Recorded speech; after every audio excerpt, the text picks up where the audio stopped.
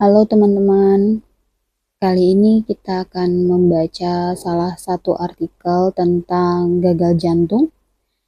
Nah, artikel ini berjudul Resistensi Diuretik pada Gagal Jantung.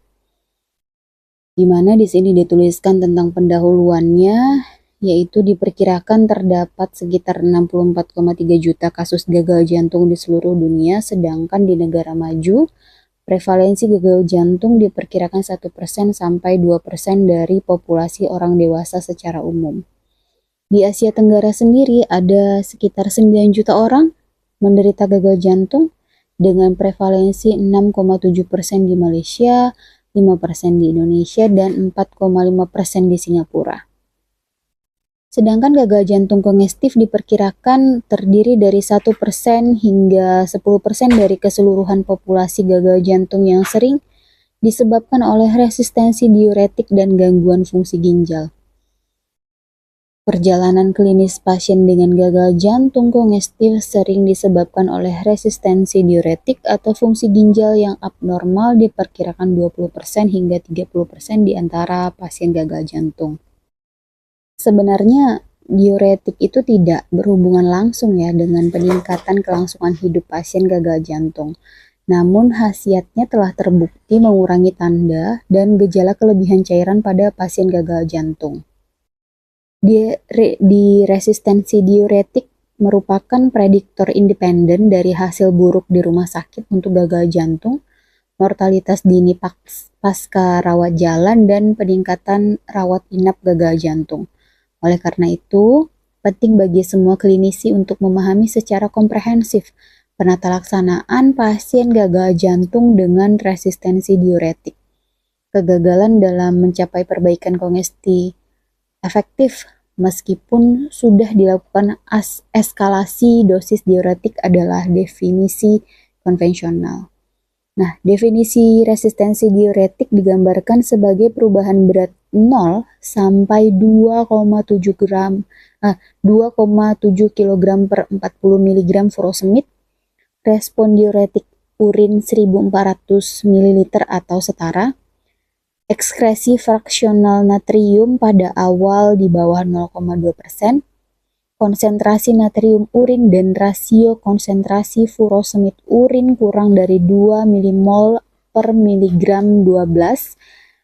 Keduanya diperoleh dari sampel urin spot dan atau menurunkan kadar klorida pada awal, yaitu normalnya 97 sampai 103 mm ekuivalen per liter.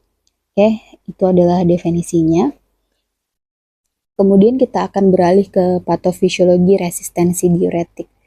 Nah, ada hal yang mempengaruhi resistensi diuretik ya, berasal dari berbagai macam faktor atau multifaktor, yaitu antara lain yang pertama itu adalah penurunan penghantaran diuretik ke ginjal. Nah, pada pasien gagal jantung, peningkatan edema perifer dan dinding usus menyebabkan penurunan penyerapan diuretik dengan efek yang lebih nyata ketika furosemid oral dipergunakan. Nah, pengurangan penghantaran diuretik ke tempat kerjanya terkait erat dengan penurunan bioavailabilitasnya. Pada pasien gagal jantung, peningkatan edema perifer dan dinding usus menyebabkan penurunan penyerapan diuretik dengan efek yang lebih nyata ketika furosemid oral digunakan. Gagal jantung itu sendiri yang disertai penyakit ginjal kronis atau asam urat dan persaingan asam organik lainnya menyebabkan penurunan laju filtrasi glomerulus yang dapat menyebabkan gangguan sekresi diuretik oleh transporter asam organik ke dalam tubulus proksimal.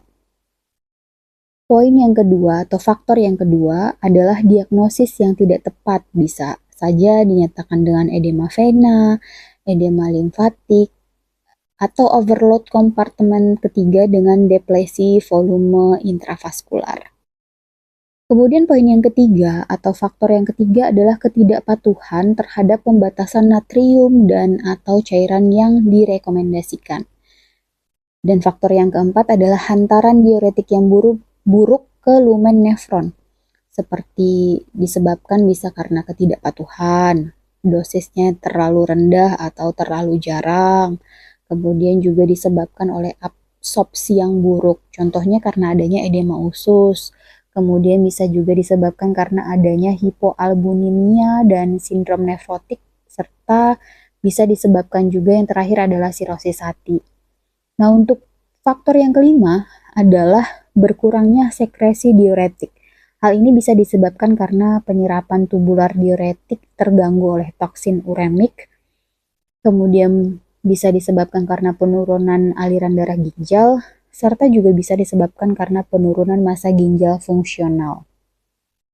Untuk faktor yang keenam adalah respons ginjal yang tidak memadai terhadap obat. Hal ini bisa terjadi karena laju filtrasi glomerulus yang rendah, bisa juga karena penurunan volume intravaskular efektif meskipun terjadi peningkatan total volume cairan ekstraseluler. Kemudian juga bisa disebabkan oleh aktivasi sumbu renin angiotensin aldosteron dan saraf simpatis ginjal. Kemudian bisa karena peningkatan penghantaran dan penyerapan natrium di segmen tubulus distal. Kemudian karena retensi kompensasi natrium setelah periode efektif diuretik. Bisa juga karena adaptasi nefron, seperti hipertrofi dan hiperplasia sel tubular distal. Dan bisa disebabkan karena penggunaan obat antiinflamasi non-steroid. Jadi tadi ada 6 poin faktor yang bisa menyebabkan patofisiologi dari resistensi diuretik. Kemudian yang bisa kita lakukan adalah kita harus melakukan manajemen resistensi diuretik sendiri. Nah, sebelum mempertimbangkan beberapa pilihan tata laksana, penyebab lain resistensi diuretik seperti berkurangnya volume intravaskular harus disingkirkan dulu. Tata laksana yang dapat dibagi menjadi non-farmakologis dan farmakologis. Nah, untuk non-farmakologisnya adalah kita bisa melakukan restriksi garam, di mana restriksi natrium di bawah 100 ekuivalen per hari, yaitu dengan meminimalisir efek retensi natrium post-diuretik. Untuk mengetahui compliance rendah terhadap restriksi natrium, ya kita harus melakukan evaluasi ekskresi natrium urin 24 jam.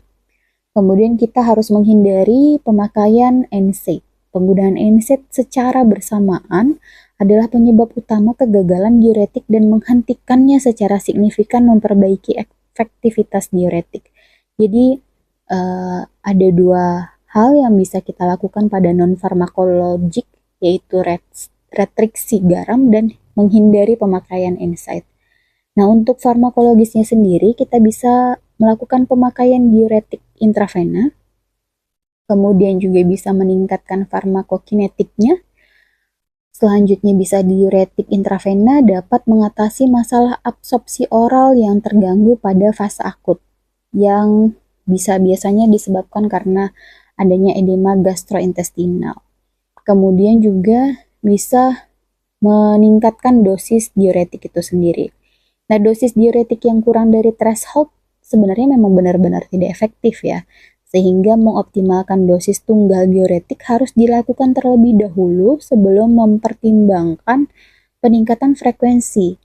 Nah, kemudian juga dosis furosemid oral yang di atas 500 mg per hari, dosis furosemid intravena tinggi juga aman dan lebih efektif ternyata. Kemudian juga manajemen resistensi diuretik yang farmakologis juga bisa kita lakukan dengan peningkatan frekuensi diuretik. Jadi kerja loop diuretik jangka pendek meningkatkan frekuensi akan menurunkan efek retensi natrium post diuretik.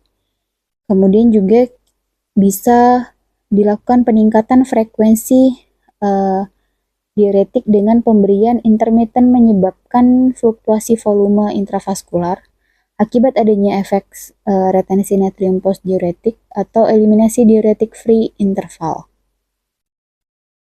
Kemudian dosis total diuretik yang sama, di mana diuretik kontinu memiliki derajat natriuresis lebih baik dibandingkan pemberian intermittent. Sebelum memberikan diuretik kontinu harus selalu berikan dosis bolus. Dosis diuretik kontinu ditingkatkan lebih tinggi pada GFR yang lebih rendah.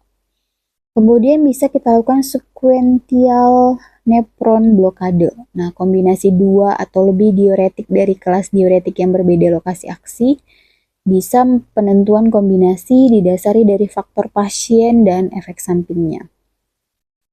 Kemudian juga salah satunya adalah dalam bidang farmakologis bisa diberikan spironolakton ya. Karena hal ini direkomendasikan oleh semua pasien yang simptomatik yang bisa menyebabkan menurunkan mortalitas dan hospitalisasi. Karena spironolakton dipertimbangkan untuk meningkatkan atau ditingkatkan dosisnya bila GFR-nya stabil dan kaliumnya di bawah 5,5. Nah, pemakaian loop diuretik alternatif seperti bumetanid dan torsemid dalam studinya menunjukkan mempunyai absorpsi enteral yang lebih besar dan tidak dipengaruhi oleh kondisi edema.